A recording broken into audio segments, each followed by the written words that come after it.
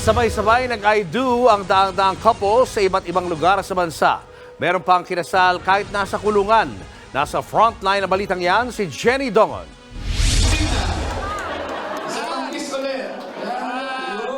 Napuno ng ngiti at kilig ang sabay-sabay na pag-iisang dibdib ng 70 mag-partner ngayong araw ng mga puso dito sa Valenzuela. Ito ang araw na matagal na nilang hinintay. Katulad na lang ni Annalyn at Minandro.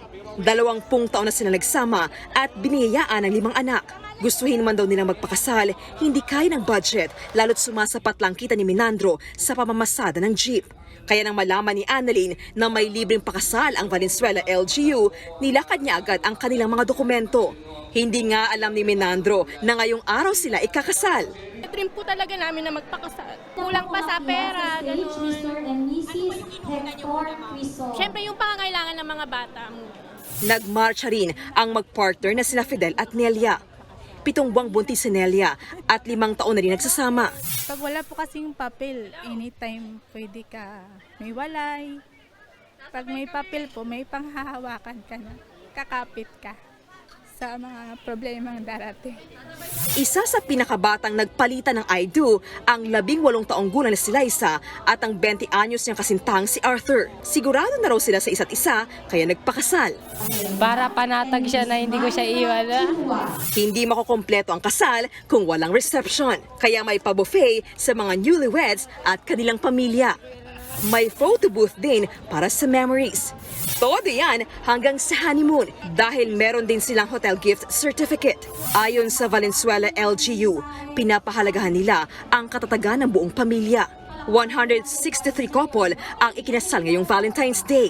Kadalasan po nakikita ho namin talaga na ang mga may problema ng papeles ay yung mga hindi ho nagpakasal. No? Unang-una po dahil ho sa gastos, very important sa kanila maayos talaga yung legitimacy ng kanilang marriage at importante yung mga dokumento. So kami na rin ho tumutulong mag-ayos ng dokumento.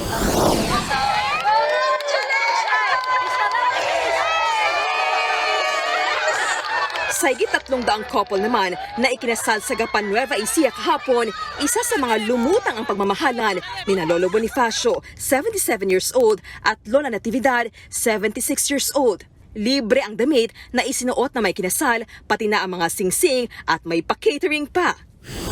Hindi rin naging hadlang ang mga rehas sa 4 na persons deprived of liberty ng Metro Manila District Jail. Ikinasal sila kahapon sa Camp Bagong Tiwa, Taguig. Bago yan, kumasa rin sila sa prenup photoshoot.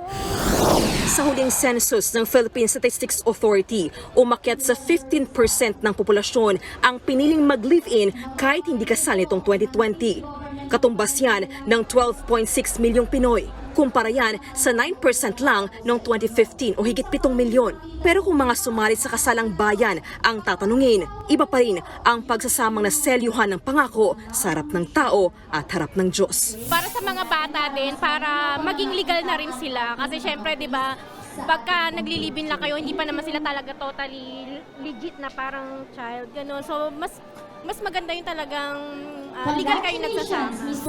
Nagbabalita mula sa frontline, Jenny Dongon, News 5. Mga kapatid, Julius Babaw po. Iba na ang may alam at may pakialam sa panahon ngayon.